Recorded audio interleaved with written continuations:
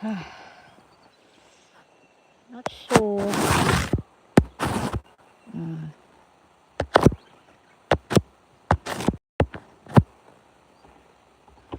Alright, we'll see how we go.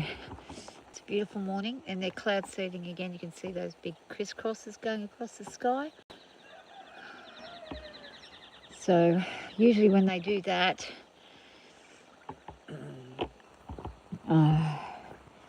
yeah, it makes you feel a little bit unwell. But hopefully it'll head that way and it won't come this way. If the wind stays away, it should be okay. Now, get some breakfast stuff happening for everybody. And it's Freezel-Arista's day out today, so he gets to stay outside and everyone else is having a day in. He's been in for 2 days, so he's going to have a day out. That's for the chicken food afterwards. Go and say good morning to Henry. It is pretty cold today. We've still got some frost on the ground. Quite a bit of it. So it's a bit cool. Hey Henry, good morning. Hey Troy, how you going? It's a nice day here. We've got the sun up. It's nice. Sun up, but some cloud seeding happening. And yeah, but it's going to be a nice day by the look of it. If the clouds stay on that side, we'll be bright. Hope you're having a good morning. Good old Henry. I'm going to go grab Henry's breakfast. I'll be back in a moment. Oh, the knees are not going well today. Oh.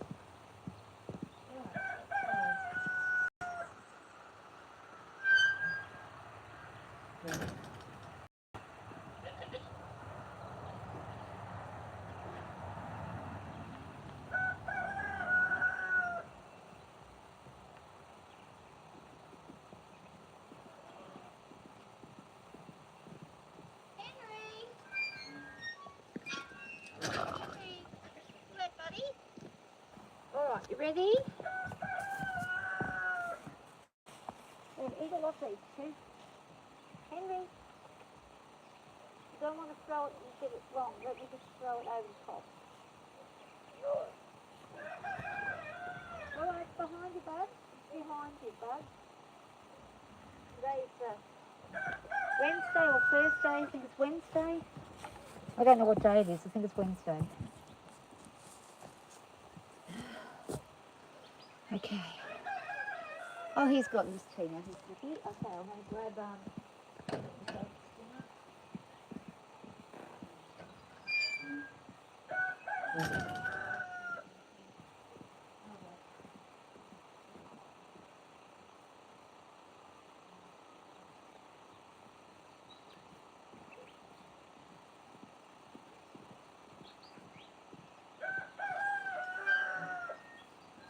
Alrighty.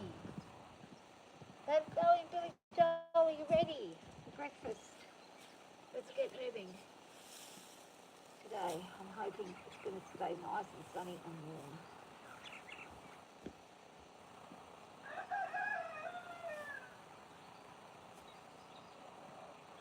Only a little bit fire? Fire? Just a little bit. Don't need much, darling. Just a little bit, good girl.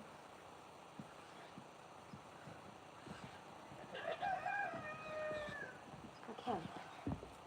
Alright, go and bring these goats out in just a second. I'm just going to grab my teaspoon.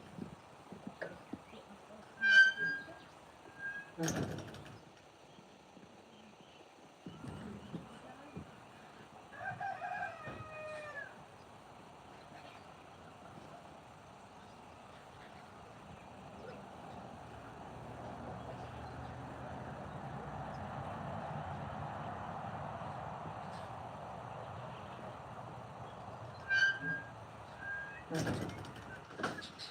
we go, you ready? Go, good boys. Good morning. How do you do?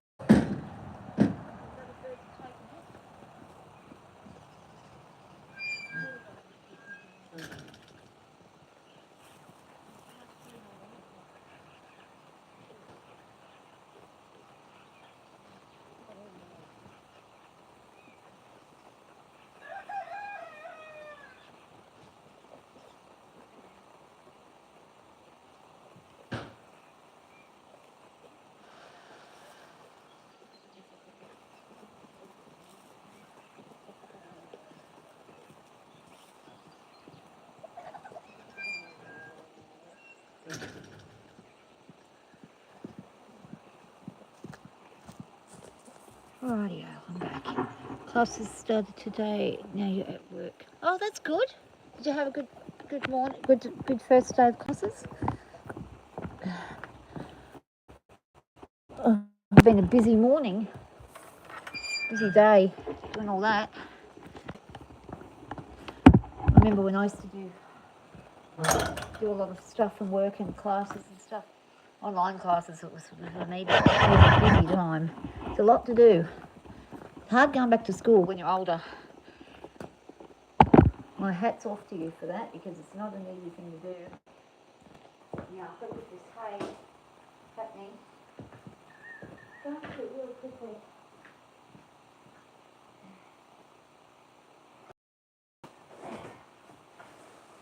My daughter came up yesterday to bring my car back, and I got her to have a look at the hay, and she was really impressed, very happy with the hay I got now. I'm really pleased with it. I couldn't wanted better, and the price is unbelievably good, so I feel really pleased about it all, and hopefully I get a lot more out of it.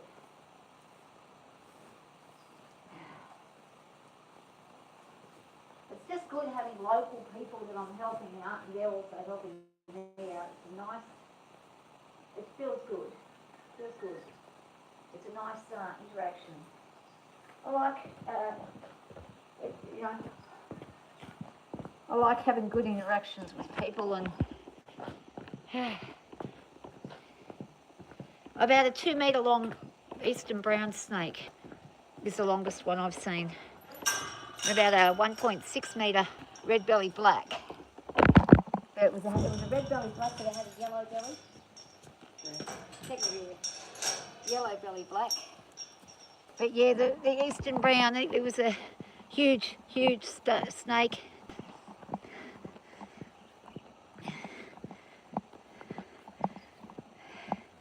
It would have been a few years old to have gotten to that size. Hang on a sec. I've got to pop this down here. We haven't been Ellie out and doing today. She needs to come out.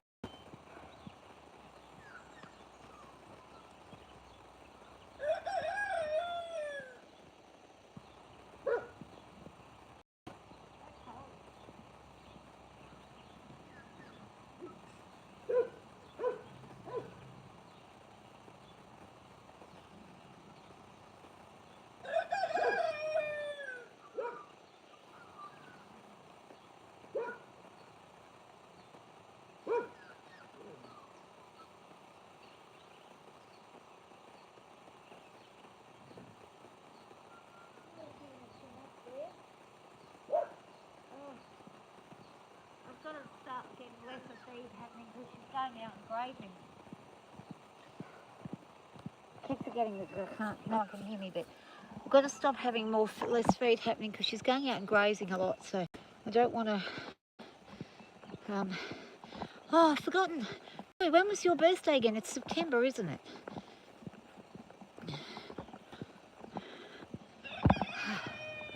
It's this month. It's my grandson's birthday today. He turned 6. I thought he was already 6, but apparently he's just turning 6. So that's okay. Can't get everything right. Back. Back up.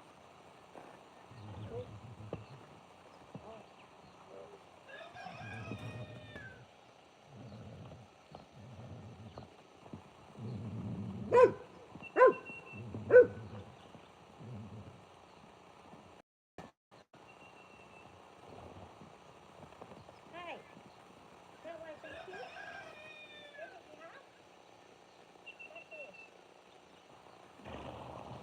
None of that, that's yours. Go on your place. Hang on, you ready?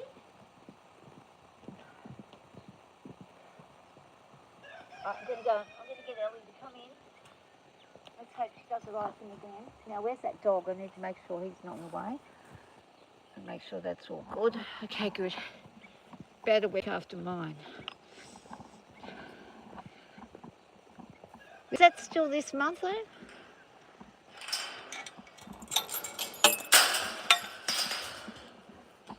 Somebody was earlier. I can't remember who it was that was earlier.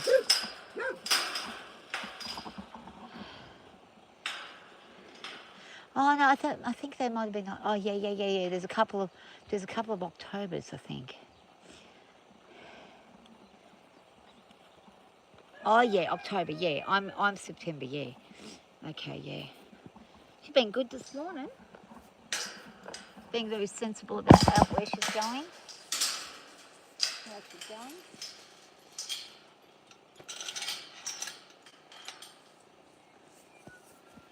And it's really good.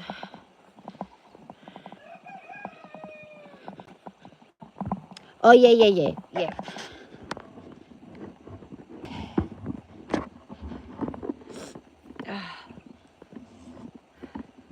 I don't know why I keep on thinking something's happening on the, I think it's the 10th of September or something. I don't know who it is. There's somebody on the 10th of September.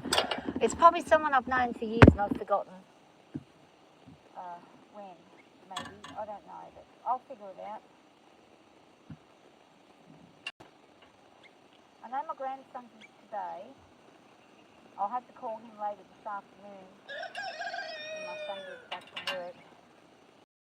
Say happy birthday to him. I spoke to him yesterday morning on his way to school and he was all chatty and excited about turning 6 and having a good old chat to Nan, so that was nice.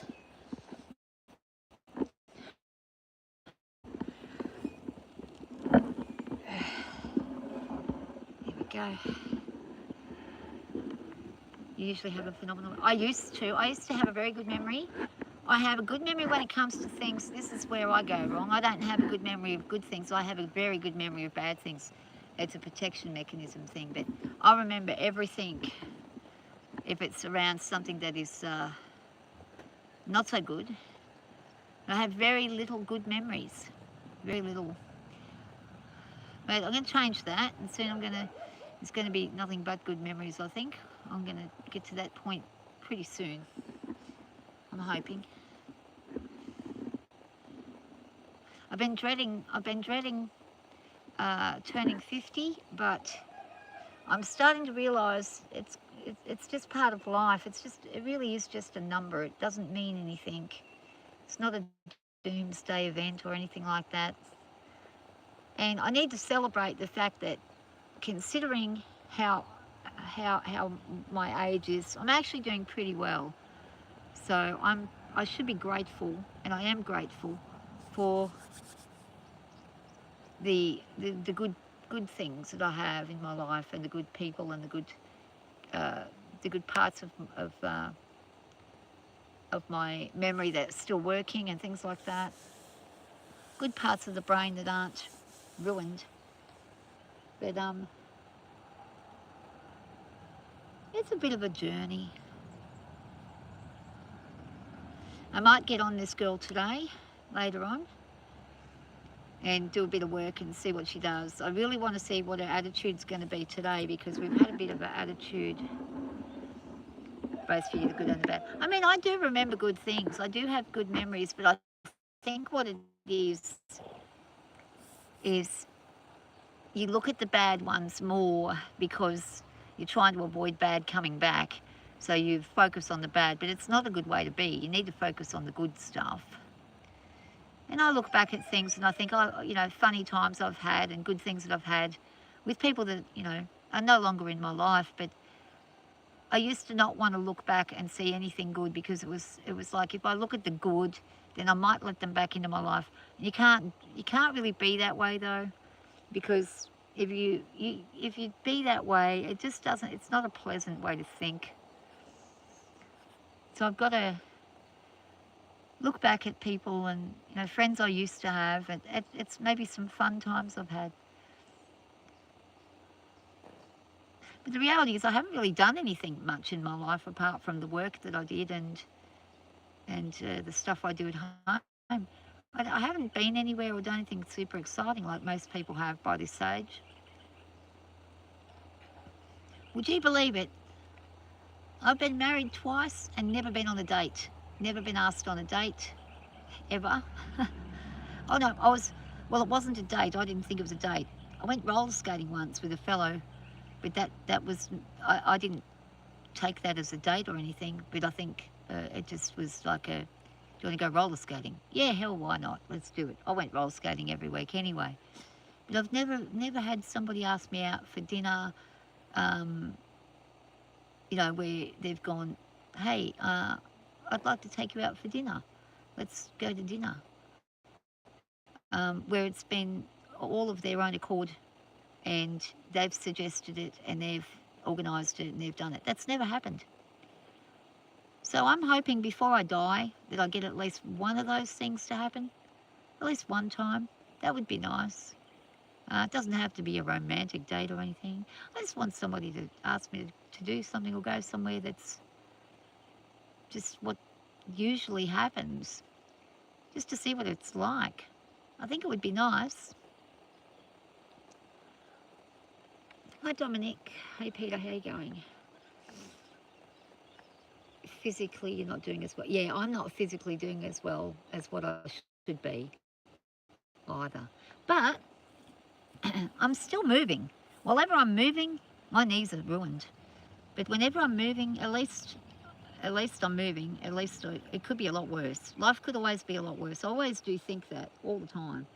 Life could be a lot worse. It's actually very simple when you think about it, as complex as we do make life as humans. It's a very simple thing. We only need a roof over our head, shelter, and some clothing and food.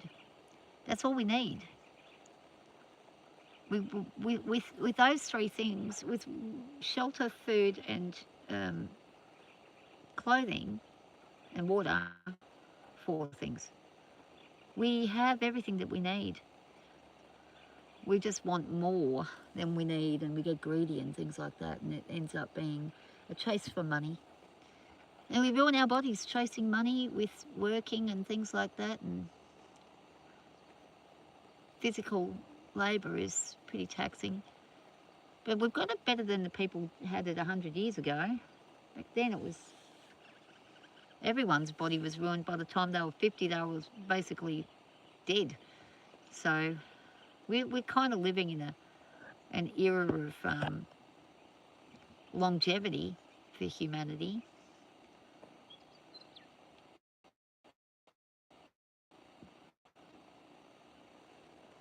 Hound Avenue Studios. Hey, how you doing? Life is too short to worry about others have. Yeah, exactly. Yeah, exactly. Don't chase the gold. Don't chase the money.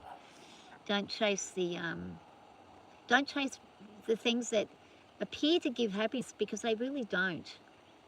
So what gives happiness is simple things. Well, for me, I'll speak for myself. Simple things like having the sunshine on my back, that makes me super happy. I like to take my shoes and socks off and walk barefoot in the grass. Even if I tread on a bindi and get, you know, stuck in the foot with a thorn or something, I like to be around nature. It's good and it's bad. I like being around it. Just watching the animals, seeing the birds and stuff. All that stuff is so much better. It's good to watch a movie or something, but when you're out in reality and watching it in reality, it's so much nicer. It is 7:38 in the morning here. You can't chase the gold, you're too old to run. No.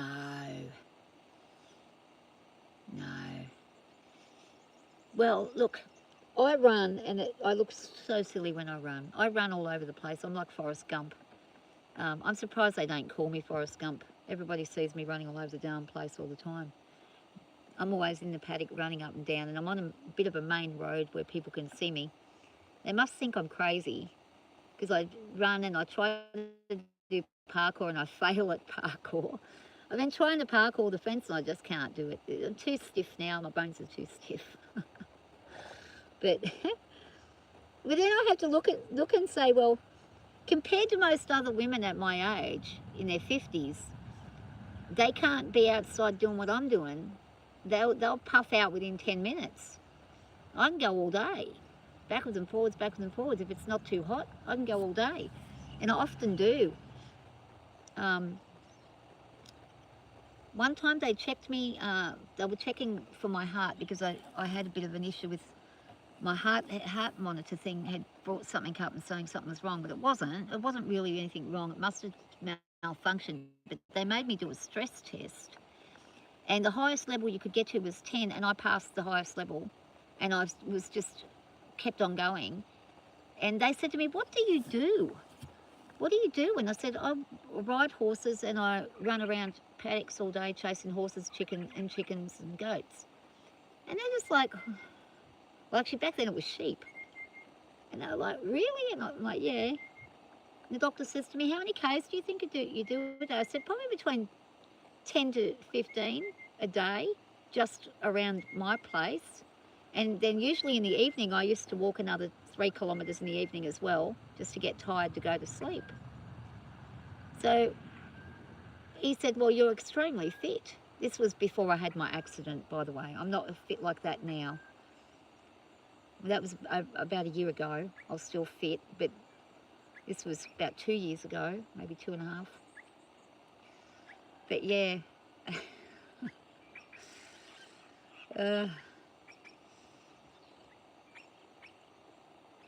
Happiness to me is being in the presence of my wife and kids. Yeah, that's right. Family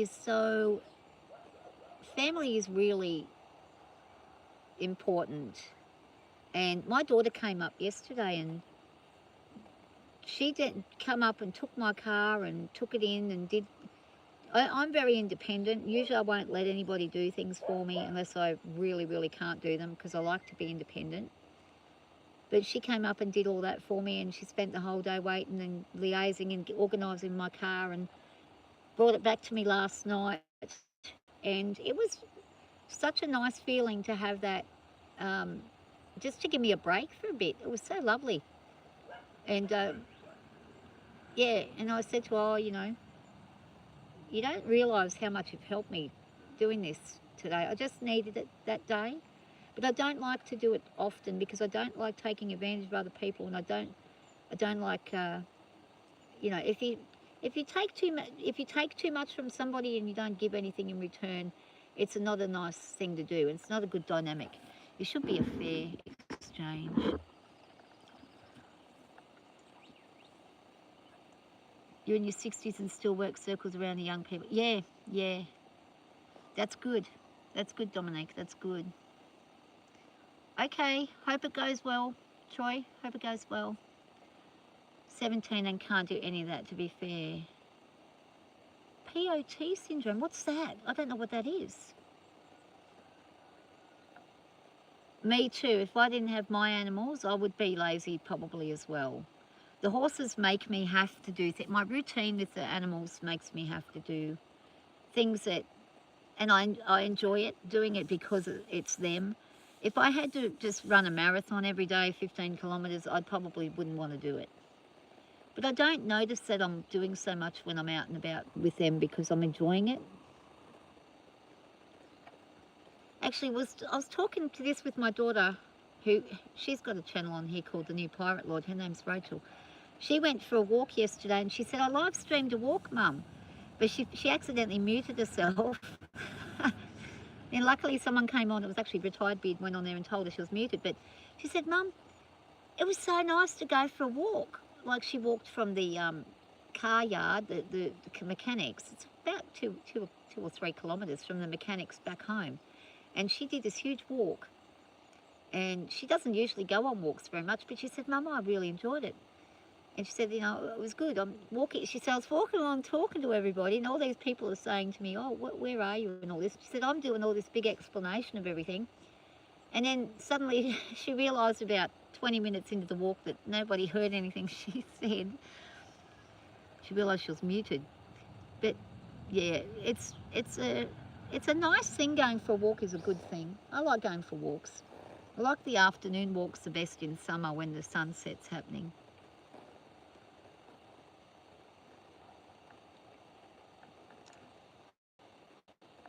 Lazy at home.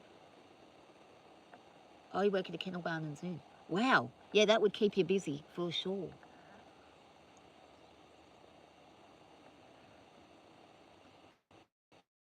Oh, oh, okay. Like a breath overheating flame. And yet you're still working at a kennel and a barn and a zoo. Wow. You got stamina then. You got stamina if you're doing that. That's good. It's good that you haven't just given up. Yeah.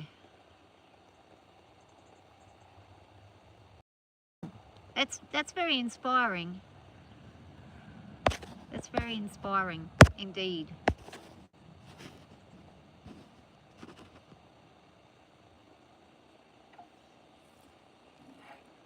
Yeah, I think animals really do have a healing characteristic, and they do make you feel like you're actually participating with nature instead of like when you're sitting in a chair in a house or in an office building, you don't feel well. I don't feel natural sitting in. I don't like concrete buildings and stuff. I don't like it. Um, I don't really like brick houses. I prefer an old house built with wood, and I'd like a log cabin, to be honest. If I ever won lotto, I would build a log cabin. But um,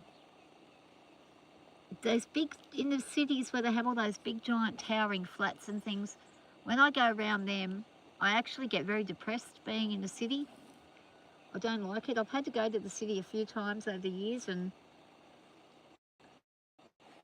I try to avoid it. When you're around nature like this, you don't really, those things don't matter anymore. Like going to the shops doesn't matter. Going only if you have to for food, but going like window shopping and stuff, I haven't done that for years. I just don't get involved in it anymore.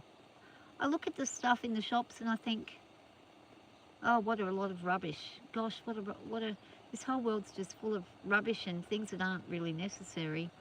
I've got a lot of things here that aren't necessary that I'm trying to get rid of at the moment, like where I've collected things over the years and thought I might use them at some point or another, and it just piles up. I guess it's called hoarding.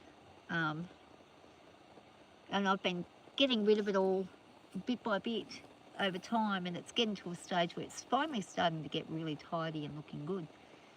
Feels a lot better. Less is more, for sure.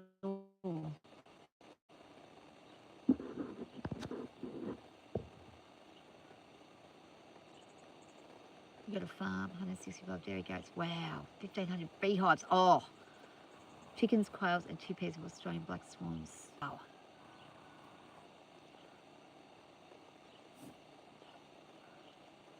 You know, I was talking about bees the other day. I was just saying I think it was yesterday I said, without the bees, because I'm noticing a heap of bees this year. Last year there was hardly any bees. Hardly any mosquitoes or bees. It was weird.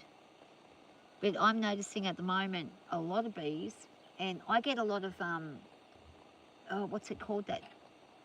Ah, is it Patterson's curse? It might be Patterson's curse. No, it might not be that. I don't know what it's called. It's a purple flower, and there's some over here. These little purple things. I don't know what they're called. It's like a mint. It's a plant with mint, and it gets these purple flowers. There's a guy who has beehives nearby, who his bees make honey from that, and it's probably the nicest honey I've ever tasted. It's got this really nice bite to it. It's a bit zesty, but it's really good. Or maybe it's Patterson's that he does it with. I don't know. Whatever it is, it's a purple flower. And then I've got that horrible other. Oh, my memory's terrible. But it's a horrible other one. I don't know what it's called. It's a yellow plant. St. John's wort. Wort everywhere. It keeps on. Well, it's not flowering at the moment or growing at the moment, but it will come back again. Comes summertime. It's a horrible plant in the paddock, but there's another bee farmer whose bees thrive on that. It's like, wow. The different tastes of different honey. We've got a local market that happens once a month, Rotary Market. And all the bee people come with all their different honeys from different types of either the trees, the gum trees and things, stringy bark honey, iron bark honey, red gum honey, and then they've got all these other ones from all the so-called weeds that we think are weeds, Patterson's curse and St John's wort. But boy, they're really nice. They've got little taste testers there so you can taste them all. There's some really nice honey. I did some bartering for some. I used to have a lot of plants out the front and barter for stuff. People used to come and say, oh, can I give you some honey for these plants and whatnot? Yeah, sure. I haven't done my plant stand since COVID. I need to start it up again.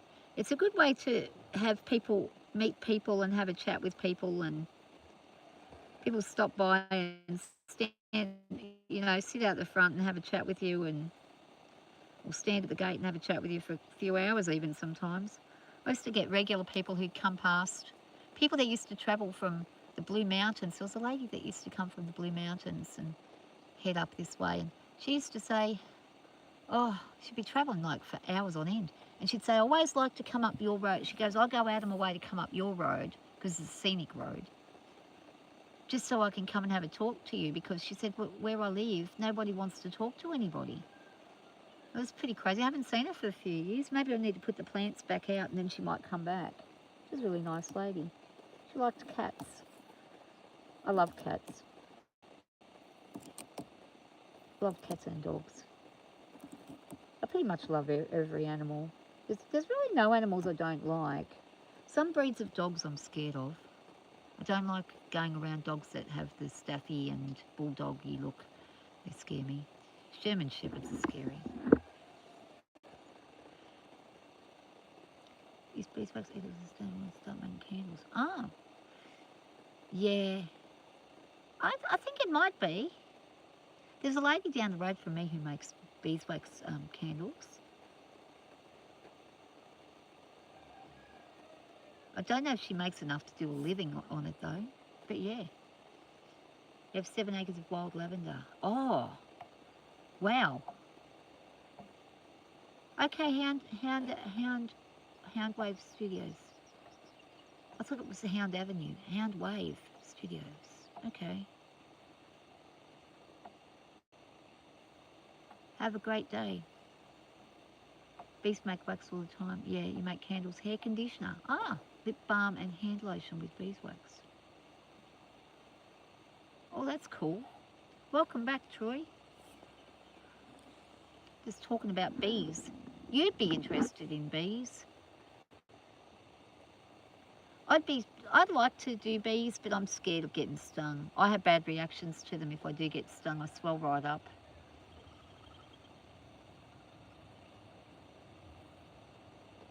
Although the last time I got stung by a bee, it didn't go so bad as what it had before. So I keep getting stung by wasps more than anything. They're not much fun to deal with.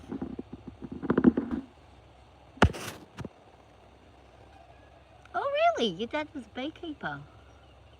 Jeez. That's a coincidence there.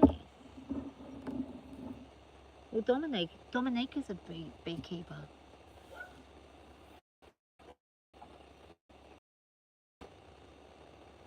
Your paddock of wild lavender is about the size of my whole property. I've only got a little property.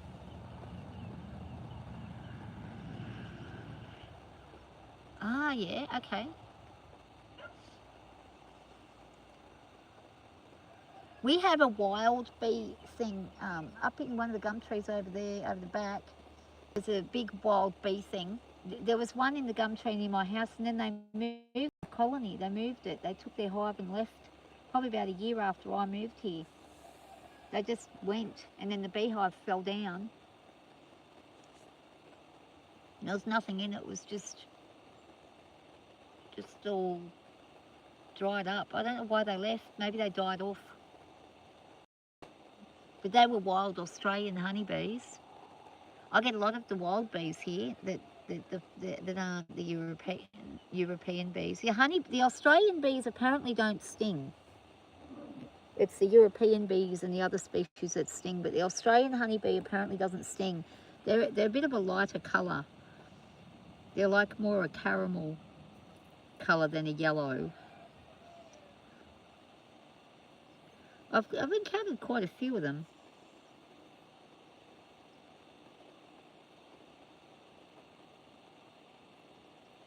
Oh, okay. Oh, that's cool.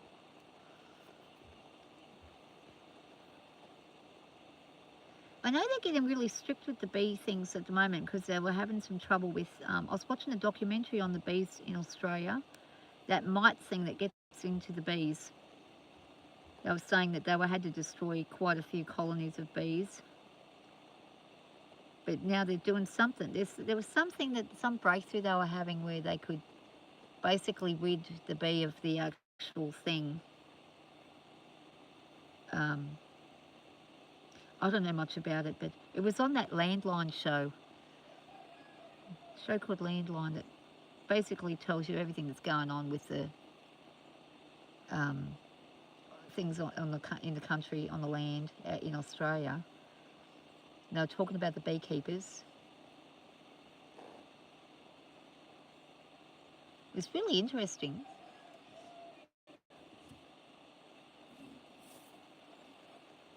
Italian bees. Oh. Ah, okay, Italian bee, the biggest mite. Infection as sugar keeps mites out. Oh, okay. Wow.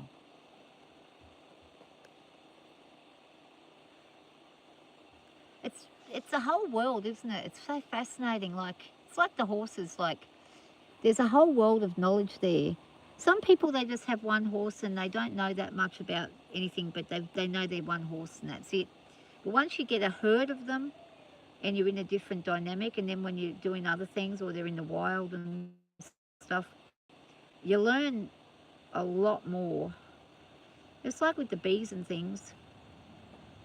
The wild bees, I've seen a few documentaries on the wild bees. There's not much about bees. David Attenborough did do a really good documentary on bees and wasps one time. That was back in about 1994. I remember seeing that one. Actually, I wonder if it's on YouTube. It might be. It was quite fascinating. It was something like the first time they got a camera that was able to go inside what the bees were doing. And David Attenborough had it. He was narrating it. It was really cool. I like listening to David Attenborough. He's like my favourite narrator. Here she is. Good morning, Bobby. Hello there, fancy girl. We've got a new farrier coming tomorrow. So that's good. Mite buster boards work great. Ah.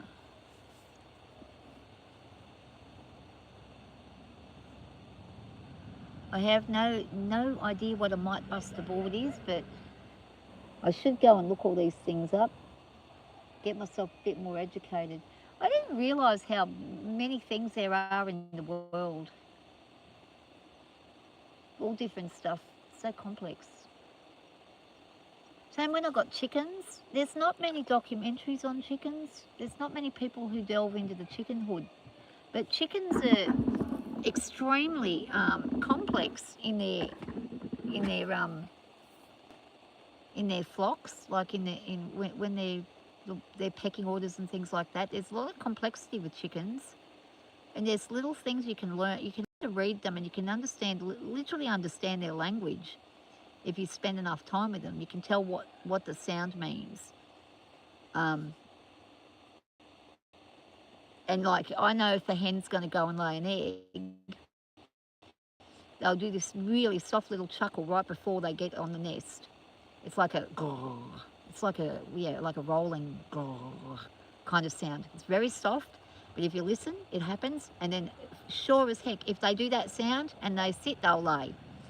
They don't. If they're just sitting in there because they're just sitting in there, they won't do that sound before they hop in. So it's like an announcement, and then of course as soon as they've laid the egg, it'll be this big, high-powered cluck, cluck, cluck, cluck, like that, where they're kind of like telling you, I've done it, I've laid the egg, everybody. Look what I've done. You know, okay, there's the egg.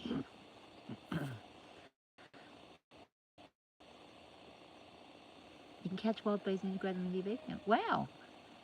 Long ball with holes drilled in them, and then the bees go into the hives and the whites get scraped off. Oh, wow. So you're in Australia, Dominique, are you? You must be in Australia.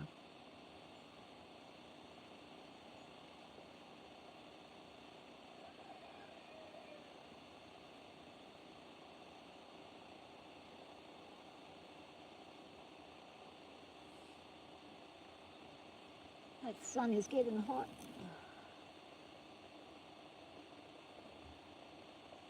I saw all the kangaroos yesterday afternoon. I was a bit sad actually because that poor fellow over there that's passed away.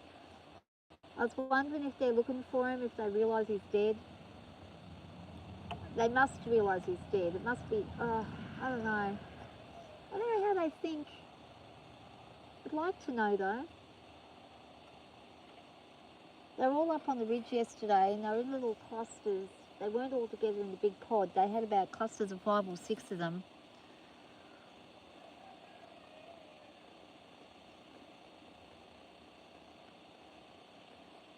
Oh, you're in the United States. Oh, you play classical music for your chickens. My animals like the guitar. They like the E minor and A minor chord. A minor chord is the favourite chord. The horses love the A minor chord. Cattle love A minor. Sheep love it. All the animals tend to be drawn to the A minor chord. If I play the guitar and I do a song in A minor, I just sit there and pluck the A minor chord. They will just all gather around and just stand there and just relax.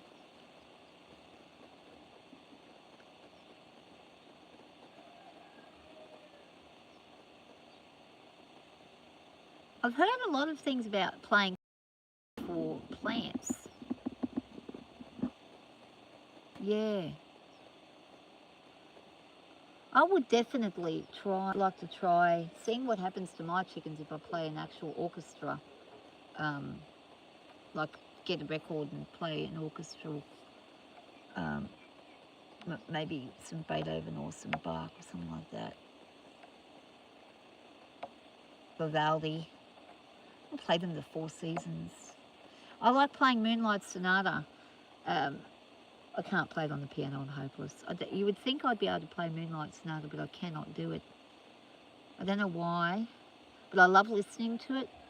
Actually, if I'm painting or drawing, I like to play Moonlight Sonata on repeat over and over and over again while I'm doing it. It sets me in a good zone. I love classical music.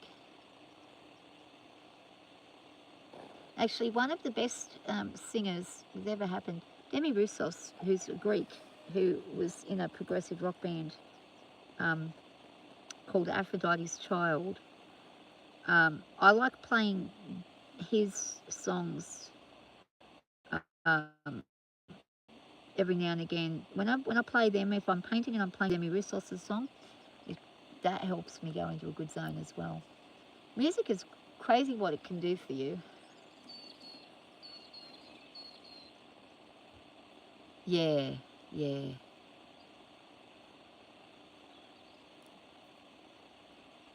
I've unfortunately only got 4 hens left now. I had about 12 hens, but they all got old and passed on. So I've only got 4 now. Some of them are probably one of them's about 6, and she's my main breeder. She's the only one that gets clucky. Everyone else doesn't get clucky. So this might be the last lot of chickens I'm having for a while, if the others don't get clucky. But I keep on, for some weird reason, I'm producing more roosters than I am hens. I think it's the temperatures out here. Maybe it's a harsher environment, so they think a rooster will survive. Maybe nature says rooster will survive better than a hen out here. I don't know, but at the last clutch I had how many babies did I have? Gosh, I can't even remember. I think I had 9. 9 initially. 2 died. 2 of them passed away. One unfortunately got in the dog kennel and the dog went and sat on it. And I didn't even know. It was only a little pullet. And it unfortunately got suffocated by the dog. I don't think the dog even realised it sat on the chicken. It was my fault. I should have had the dog's cage closed up, but they didn't really even think of it, that would even happen. I had a clutch of 7, 4 roosters and 3 females.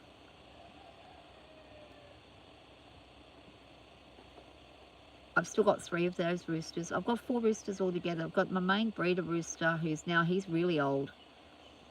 He's about estimated between 10 to 12 years of age, probably more on the line of, probably in the middle, probably around 11. But he was a rescue rooster. He was a show rooster for about 6 years, and then they retired him and put him in the RSPCA. That's how I knew what was going on with him. And they had a big thing right up about him, and he apparently was like a pretty good show rooster. And then they just, for some reason, I think they just got rid of him because they had new roosters and stuff, and it was just threw him into the RSPCA. So I took him in. He's been an excellent boy. He's getting on now. I don't know how long he can live for.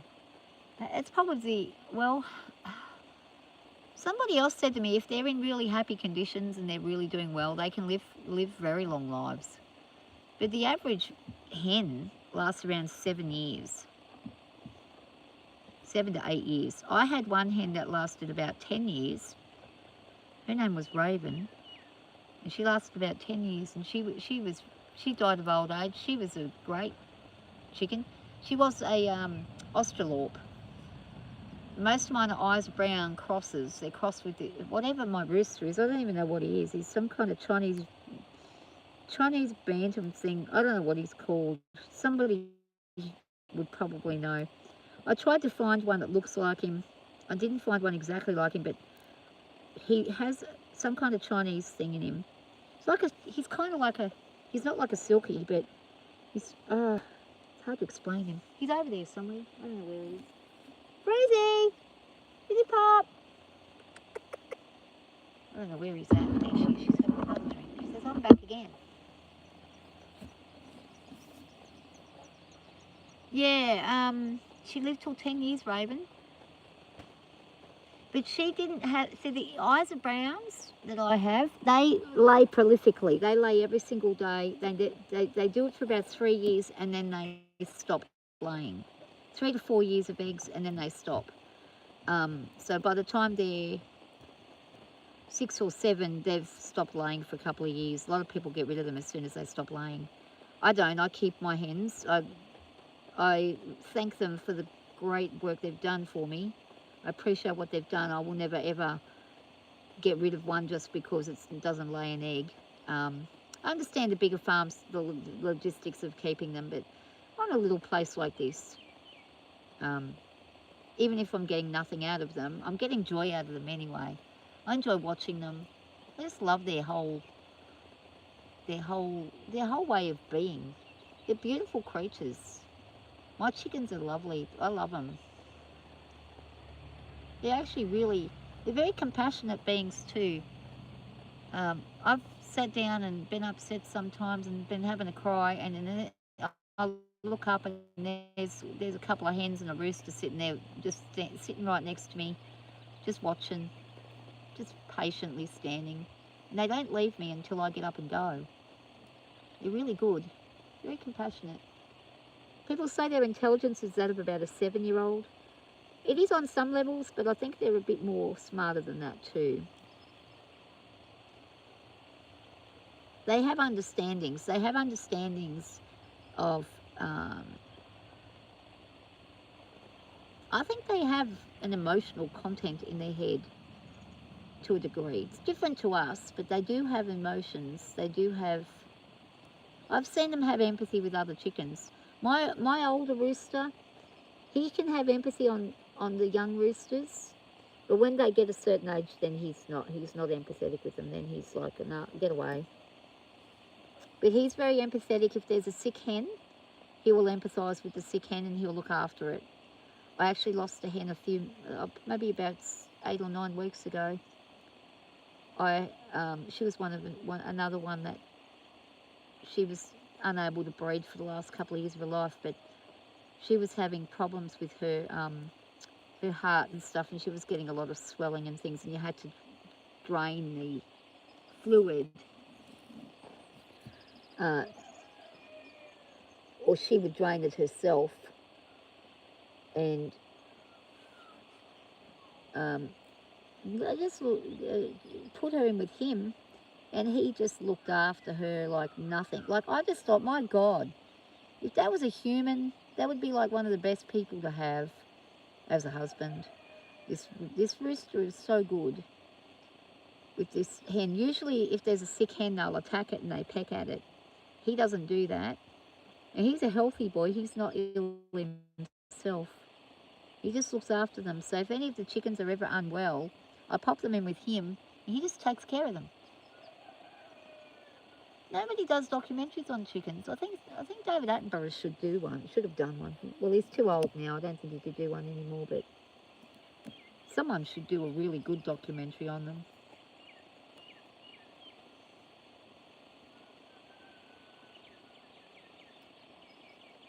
You make people mad when you tell them that when your hens stop laying, they become freezer bound. Well, look, this is the thing. I myself, I don't have the heart to do it myself. I just get too upset. But I understand fully. All my friends eat their chickens. They lop their heads off regularly. They don't even wait for them to stop laying. They just, whenever they want one, if they want one for dinner, they just go and pick whatever they can. Well, usually it's the roosters that they'll eat. But yeah, they just pick whatever and off they go. I think it's just how we are. I mean, I eat chicken. I just don't eat my ones, but I don't have a problem with if you want a farm and you've got to keep the money rolling. See, I'm only a little tiny hobby farm. I don't need to keep tons and tons of chickens. It's not extremely expensive to keep 7 chickens. 8 chickens is what I've got. That's not expensive. Some people have, 60, 70, 100 chooks. When you get up to those numbers, that's expensive. It's expensive for feed. It's expensive for, you've got to buy your mite killers, your poultry. When you're doing it on a mass scale, your water additives in your poultry water, all those things add up. So I can see why when they no longer have a use, why people do it. But it's good because if you do it humanely, very quick, then it's a good thing. It's not a bad thing. But I myself, I think if I was going to starve to death, I would probably be able to eat one of mine. But it would take a lot to get me to the point where I would actually feel I could do it, because I don't like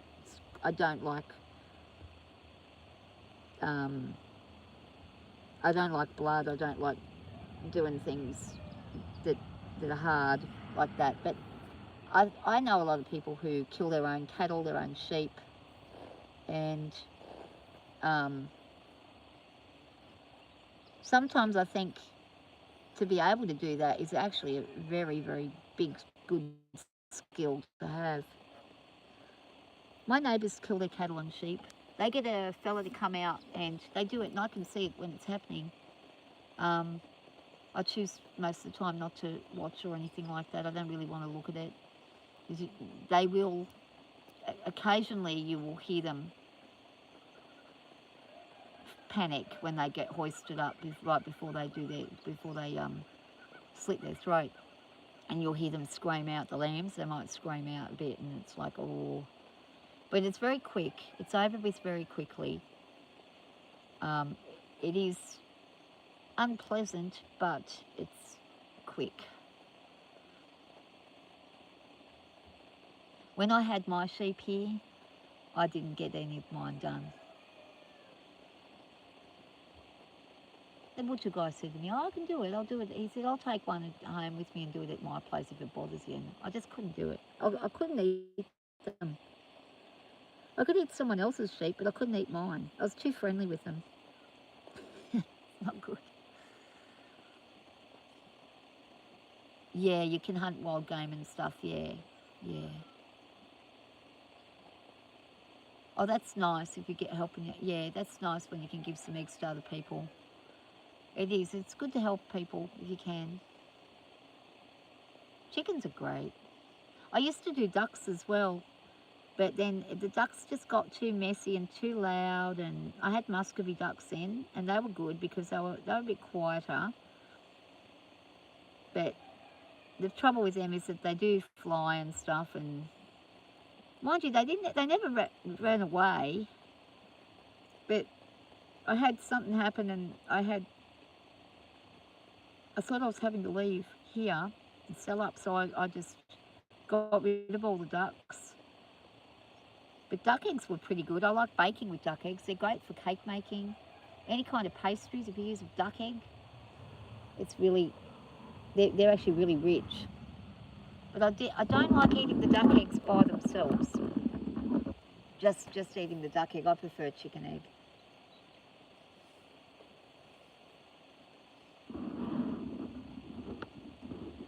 I don't know how to hunt anything. I'm probably hopeless. I'd like to learn how to hunt. Oh, but I would want to already be an expert marksman so that it was done instantly. I would be worried if I got something and I didn't quite kill it, and then it had to run off, and then I couldn't find it, and I would not like it.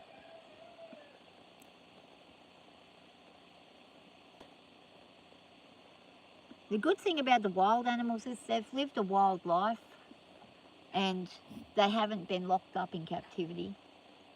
So when they do pass, at least they've had that freedom to be themselves. That's a good thing. We have lots of wild deer here. I don't know how they got here, but apparently somebody was breeding deer years and years and years ago. There was a deer farm. But just a couple of weeks back, there was, or maybe a month ago, there was 2 does running down the road. And I've seen a big buck later on. He was down the back of the paddock. He was actually scaring my other horses, Henry and Fire. They were freaking out.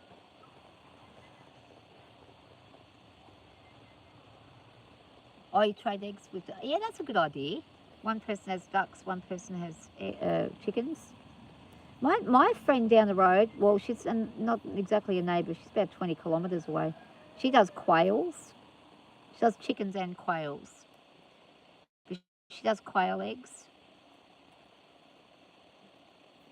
Guinea fowl it is, not quail, guinea fowl. The ones who chase snakes, she has guinea fowl. I tasted a guinea fowl egg. It's not too bad. Not too bad. They're not that much different from a chicken egg.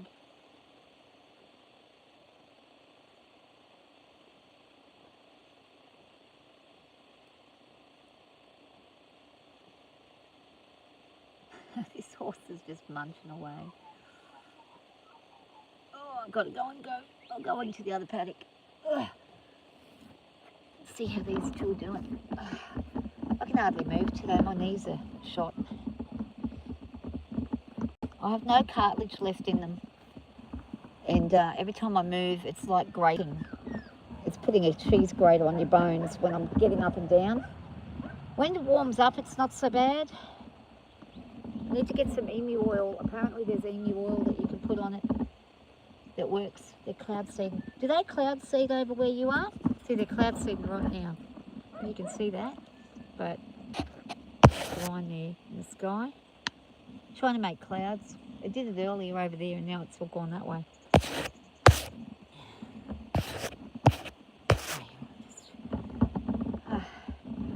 Pop that there for a minute. Zara Lee, what are you doing? Lily. She's waiting. She wants to go down the back. She's waiting for me to let her out. I'll be back in a second. I'm just going to clean up the poop along here.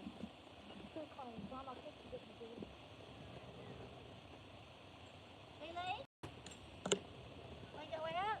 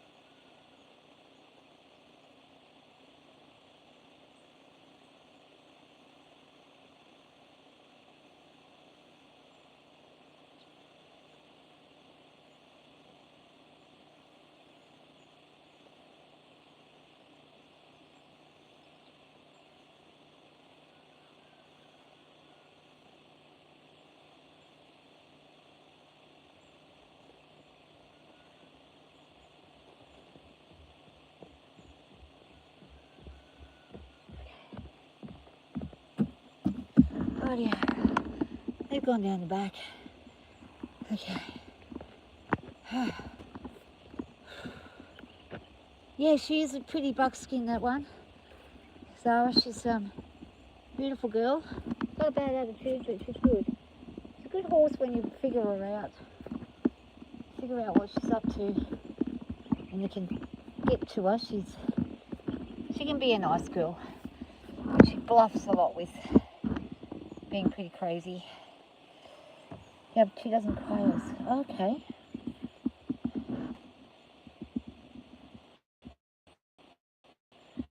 Oh, good idea. Bartering's the best thing to do. I think bartering's fantastic. I think the world should go back to bartering a lot more. It would solve a lot of problems, especially at the moment with the cost of living and stuff. In this country, it is ridiculously expensive too. Like, people are paying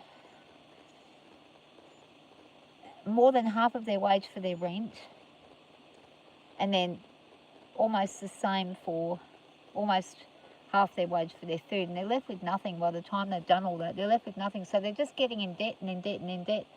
They've all got credit cards.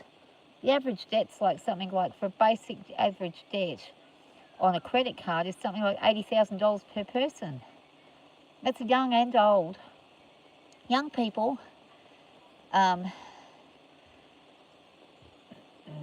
know one young person who has, he's probably 23 or something. He has like $80,000 car loan. It's like ridiculous.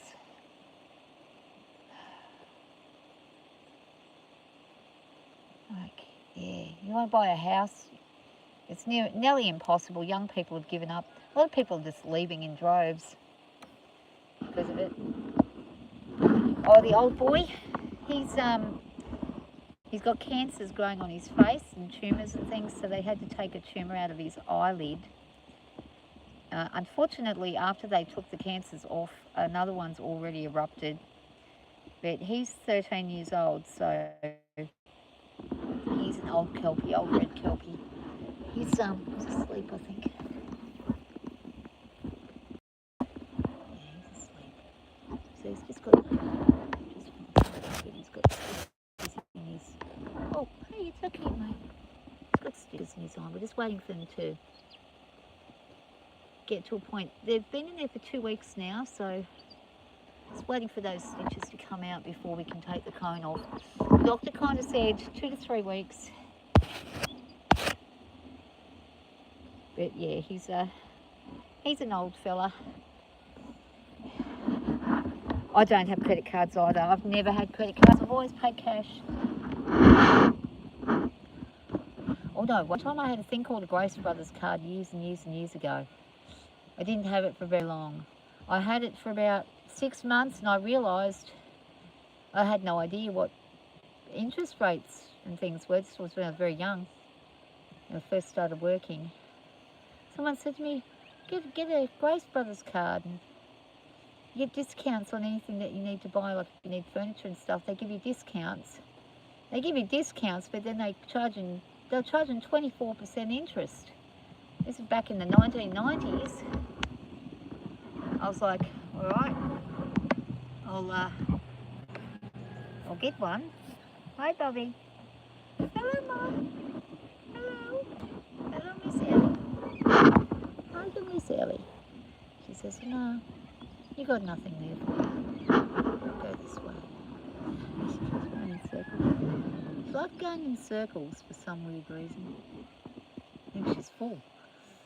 He's a beautiful boy. He was a rescue dog from the RSPCA. Most of my animals are rescues. I very rarely get one that's not. And he had parvo as a puppy, and he pulled through it. And he's the best dog I've ever had.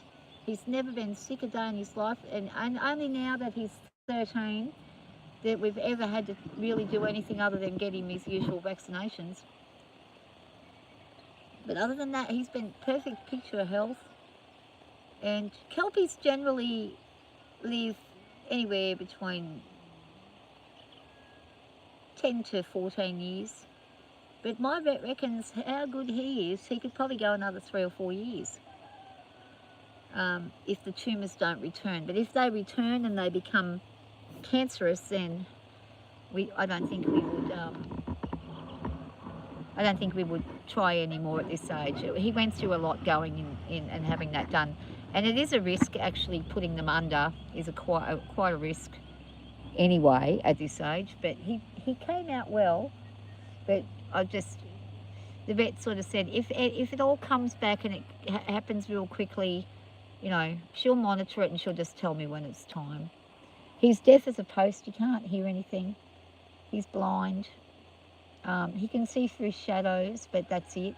He doesn't have cataracts. If he had cataracts, I could have taken them off, but he doesn't. He's got the other blindness, which is I can't remember what it's called, molecular something or other, generation. I don't know what it's called, something degeneration, molecular degeneration or something like that. So he can see light and dark and fuzzy shapes, but he can't see up close. He can't see anything, even up close. He doesn't know who I am anymore when I'm walking towards him, so he can get, because he can't see. It's only when I speak, so I have to always talk when I'm around him, so he can't hear very well. That's the only problem. You have to get right up close and you have to kind of yell. During the day, he's not so bad, but night time, if you wake up and you go down where he is and he wakes up and sees you there, he might think you're a predator and he'll start going at you. So you've got to sort of be a little careful around him. But once he has a smell of you and he knows who you are, he settles real quick. He still gets around good though. He knows every part of this place, so he can get around. He's not banging into things or that very much. He's doing pretty good. You can't pay for it, you don't buy it. Yeah, if you can't pay cash, you don't buy it. Yeah, I'm pretty much the same. If I don't have that money sitting there, and even if I do, sometimes I still won't buy it because I'm planning on paying for something else that's coming up. That's one thing about me. I'm excellent with money. I don't waste it. I'm extremely careful with what I buy. I have to be because I don't have very much of it. But yeah, it's good to be sensible and to sort of not get yourself into debts that you don't have, don't like. I have one debt, and that is my mortgage. I pay like 2 years in advance with my rates. Actually, I need to catch up more again. They just took 1 year out. I've got to catch that back up again and go over again. But I'm only a year ahead now, so we'll do another year ahead now. I'm around a year ahead with my electricity bills, and yeah, I always stay ahead. I don't like being behind. It's just a good way to be. If you add a little extra every week, it adds up, and then 1 month ahead turns into 2 months and 3 months and so on and so forth, and then the next thing you know, you're at a year, then a year and a half, and then 2 years, and you're like, wow, okay. If anything went wrong and I got into trouble, I got 2 years of this particular thing before I need to worry, and it's a big help to have that. But you never know what's going to happen. Circumstances change all the time, especially as you get older. As you would know, when you get older, things change quickly, and things that you may have been able to rely on, you can no longer rely on, so you've got to sort of work it in.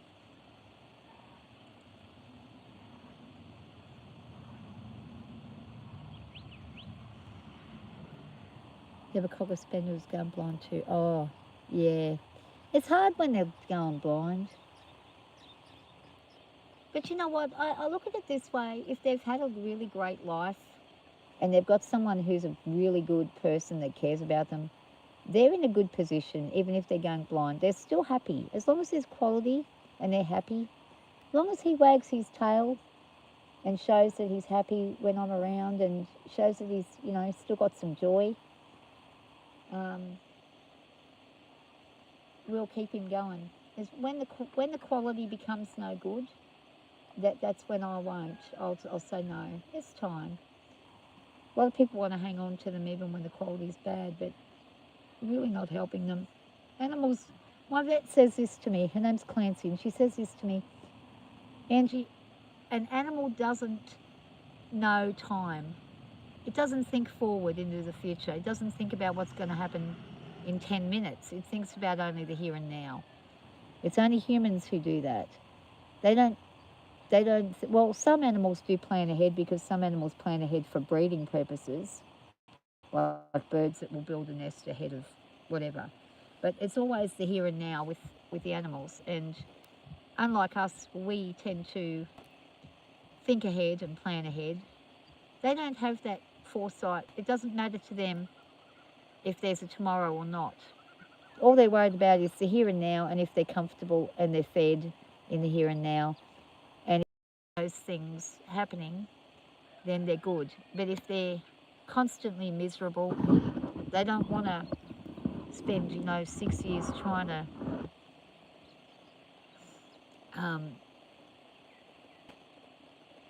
in the attempt to maybe get better so a human can feel better about themselves by having them around. That's what you don't want to do to your pets. When it's time, let them be and do the kind thing. And my vet is fantastic, and I had to put a cat down a couple of weeks ago, actually about 3 or 4 weeks ago now, Simba, and he was only 8 years old. He was poisoned with antifreeze of all things. I don't know how it happened. I don't know if he's licked under someone's car or if he's been fed it. Just strange thing to happen, because I've had cats on this property for 10 years and nothing's ever happened. So it was kind of odd, but initially she said it seems like poisoning, but then when she got the results back, the blood results back, she said he's got glycol ethanol, which is antifreeze, and high amounts, and his kidneys gave out. And it was, he wasn't well. So I had to say goodbye to him, and that was really hard, because he's only young too. It's hard anyway, but when they're young, like 8 years old is nothing. My last cat passed away at 17, and the one before that was 19. It's hard when they go at a young age. I had a pup who was a Kelpie Cross cattle dog called Carver, who passed away when she was only 6. But she passed away because she kept on eating bees and getting stung, and she was basically doing it continuously, and there was nothing we could do to stop her. Anytime she was near a bee, she'll just eat it. Even if you lock her up, the bees will be everywhere, and wasps and stuff. And she one day ate one too many and went into a massive seizure and never came out of it, and took her to the vet. She was still in the seizure, and they said, look, she's pretty much dead. She's alive, but her brain is fried. We can't do anything for her. So we had to say goodbye to her. I'm grateful the other dogs don't do that. She did it her whole life. It was kind of a strange behaviour. Some dogs are like it. They just do it. They just want to eat bees and wasps and bugs.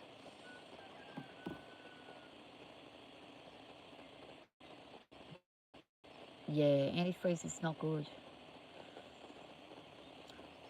Oh, you got a short tail. Ah, yeah. I haven't really had much to do with really small, like I don't know much about Cocker Spaniels, but I do know I had a little Australian silky crossed with a West Highland White Terrier, and he lived till he was 17. His name was Murphy. He was great. He's a good boy. Yeah, the cats and the thing is, they were outdoor cats. My vet couldn't believe how long Sabrina, she was 19, she was nearly 20.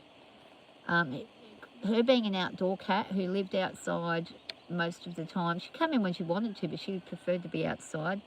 She was always up in the barn. She was always catching things. in the shed. Not the barn. I don't have a barn. I've just got a shed, pig shed. It's actually a pig shed. But she used to live very crazily. She got stuck years ago when we were still living in the city, in the big city, before I moved out here. She got stuck on a telephone pole one time. She was standing right next to a transformer. And I called the fire brigade people and they said, look, unfortunately we can't turn all the power off, even if we wanted to for a cat. We can't do it. We've called the electricity people. We can't turn the power off for the cat. If she touches the transformer, she's going to pass away. She'll fry, basically. Oh my God, she was up there for about an hour and a half. She kept looking at the transformer and I'm thinking, do not go on it, don't go on it. She's sitting on this bit of wood looking at the transformer, which was like literally a couple of inches from her. And finally I was trying everything. I had cat food, I had everything I possibly could, trying to get her to come down.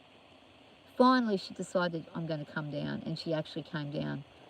Oh my God, I thought this cat has definitely got 9 lives. She was pretty crazy.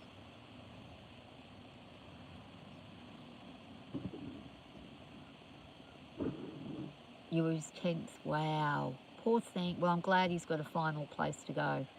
I feel for older dogs. As a matter of fact, when Sudi passes away, I will see if I can help another older dog out that nobody wants and give it a bit of a nice life before it goes. Puppy will go berserk when Sudi goes because the Papa, she's only 5.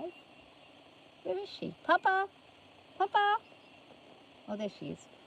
She's only 5. She's actually all cut up on the nose because she dug a hole and got stuck in some fencing. Puppy, make it. Papa here, who is sore on the nose. Yeah, he's sore on your nose.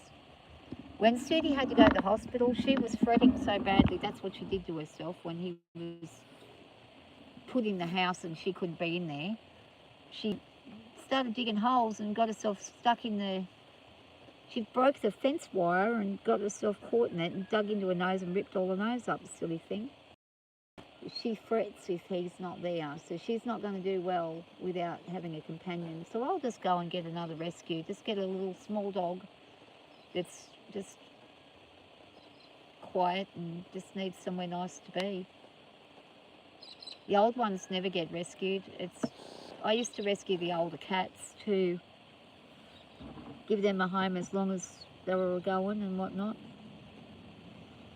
I did have 8 cats. I'm down to 4 now. So, yeah, it's been a wild. It's been a year with a lot of loss. I've lost several chickens this year, in the last year. Haven't lost any horses since. I haven't lost any horses for 9 years, so that's good. That's a good thing. But I do have one old fella over the back, Henry, who will most likely not be around for too much more longer. He's starting to really... He looks good, but he's starting to sort of... He's blind again. He's blind, he's half deaf.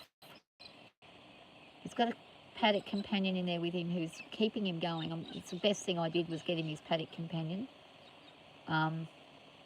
He doesn't get along with my other horses. So... the little pony does good for him. She's good for him. He doesn't really like her either, but because he can't see anymore, she's like a guide to him. He kind of listens where she is and what she's doing, and he just follows where she is. But he won't be around too much longer. I'm kind of preparing myself ready for Henry's exit.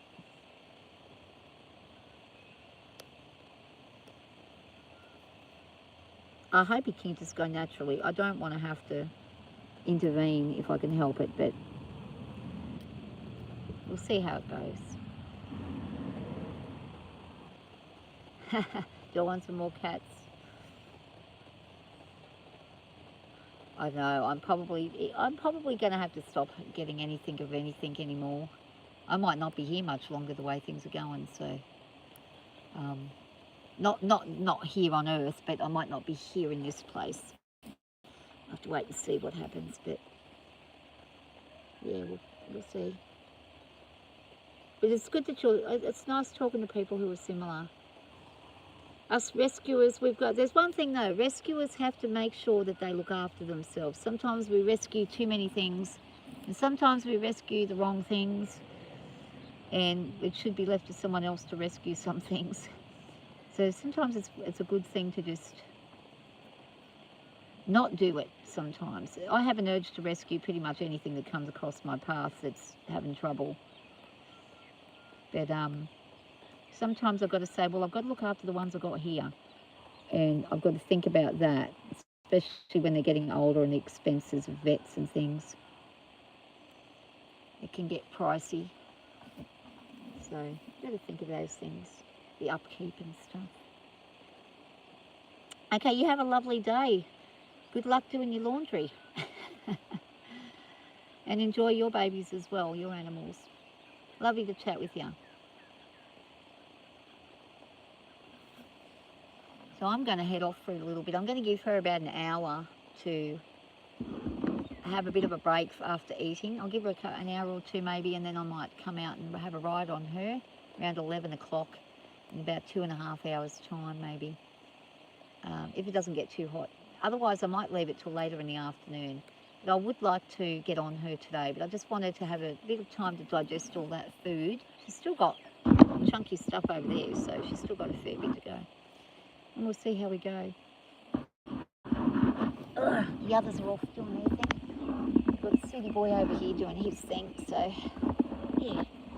I'll go and have some breakfast and do some work inside, I think. Do some music or something. Oh, you're kidding me. It's going on his eyelid again. You're kidding me. Oh, nah. Okay. Well, okay, I'll ring the vet up and see. Okay, guys, have a lovely day. Bye for now.